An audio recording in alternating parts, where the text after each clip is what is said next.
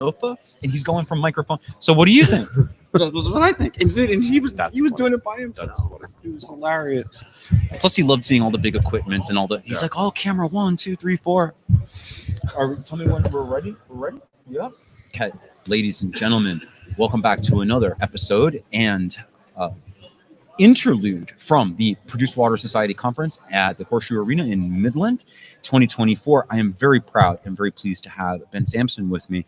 Ben, I know you're going to get ready to do a roundtable in just a couple of minutes. What are you going to be talking about? So I'm actually not doing a roundtable as much as quarterbacking the session. So we're at the Produced Water Society conference here, and I'm the vice president of the society. And so my role this week is, I guess, I'm wearing a number of different hats, but one of those is just making sure things go smoothly and go how they should. So we're going to have we've got 25 plus roundtable folks. They're going to be taking seats here. Just in brief, the roundtable sessions. It's a 1 hour session. There's 20-minute interludes. I guess 20-minute segments within that. That you get a chance to sit down and hear 3 of the talks. And like I said, you've got 25 plus in the building, so it's going to be tough for some of these folks to choose where they want to give their attention. But it's always a really well received part of the agenda. Yeah, it is. And actually, I was looking over the roundtables, and some of the topics are really amazing. And not just the topics, but the presenters themselves are incredible. It really would be difficult for someone to try to choose. Let me ask, in your opinion, how do you feel it is thus far for produced water and for everyone who's involved? Do you feel like we're getting enough information out? Is there enough dissemination? Is there progress from last year? What do you say? Yeah, I think that's a great question. I mean, I think one of the great things about this event is, as a society, we have 4 events globally every year. 2 of them are in the Middle East. One of them is in Houston, which is more of a global perspective. We do onshore and offshore. But the Permian event here in Midland every August is hyper-focused on just the Permian Basin. So I think that focus really allows this room to, if you're here, you have a core focus on one basin. And I think that sort of organically brings people closer, but also cuts out some of the noise. And I think the conversations sort of year over year are aggressively pushed forward because out here in the Permian, we're very quick to if there's a technology that doesn't work, or if there's an SOP that's not efficient, or things like that gets called out pretty quickly, and you really you have to iterate and you have to change to survive out here, and I think you see that in the conversations out here, and so it's exciting to sort of see on an annual basis how the conversations change, what that looks like, and year over year we've also seen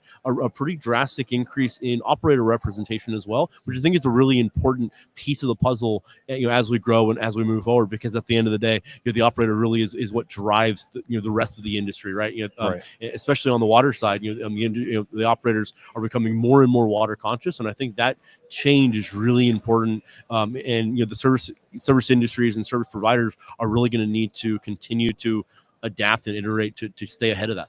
Absolutely. And mostly, obviously, in business, you have competitors who are always looking to take your lunch. Mm-hmm. And I don't think that there's any stronger way than try to take your own lunch by constantly iterating and being ahead. You can't rest on your laurels.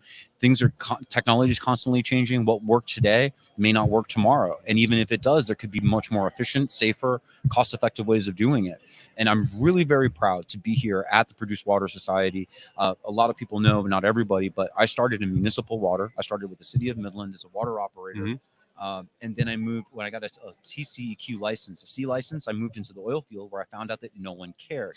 So, but the one thing that I was very fortunate was that I brought very high standards from the city of Midland in water testing and water analysis, and I brought that into the field. And ever since then, produced water has been very important to me. I did my first 4 years were running a produced water plant. Like, nothing is more important to me. And I really appreciate all the work that you guys are doing and putting the word out, because we no pun intended, but we produce so much water. It's bordering on a crime that we haven't figured out something to do with this abundant resource that we have. Yeah, I think it's a great point. You touched on a few things there that that I'd love to follow up on. I mean, number one, I think people would be surprised to hear that the oil and gas industry produces and processes tens of billions of barrels of water. And for folks that are not familiar, 1 barrel is 53 gallons. And so if you want to do the math quickly on, tens of billions of barrels a year are produced and then processed in this industry. And yeah, for a long time, and I think it's changing finally, but for a long time, water, really globally, water was not looked at as a commodity. It was more of a oh, it's always going to be there whenever I need it, wherever I need it, in any form that I need it. And I think the challenge, not only for the oil and gas industry, but I think the challenge for humanity in a lot of areas now is we've learned that water, there's a lot of water on Earth, but it's not readily digestible. It's not readily usable. I mean, the overwhelming majority of over 97% of the global water is salt water, is ocean water. It is not water you can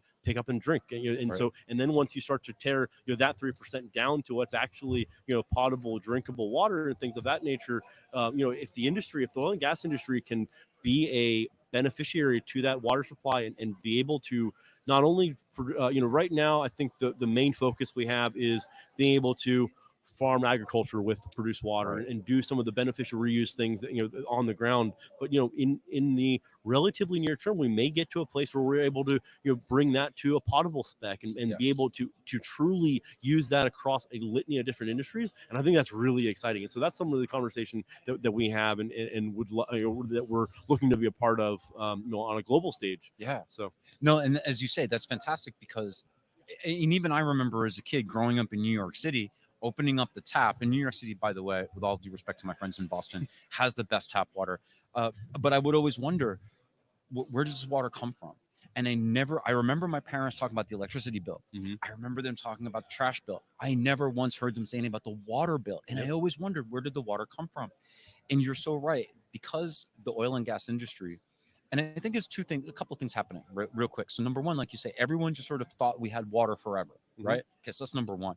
Number two, the oil and gas industry, we use so much water and go through so much water, we can see the trends with the issues. As the world is kind of caught up and said, oh my gosh, we have all this water, what are we going to do with it? This is the time for oil and gas to step up and be the heroes and say, we have been dealing with this problem for 40 years. You guys have just kind of woken up to it. We've been dealing with it for 40 years. These are the solutions that we advance. And it's not just good for us, it's good for the economy, it's good for society, and it's good globally. And we're able to reuse a product that human beings need. Absolutely. It's fantastic. Absolutely fantastic. Thank you so much, Ben. I really Absolutely. appreciate it. Thank you Thank so you. much for coming by. Appreciate And you we're being going to here. catch you on the next installment here at the Produced Water Society, Midland, Texas, 2024. Thank you very much. Thanks.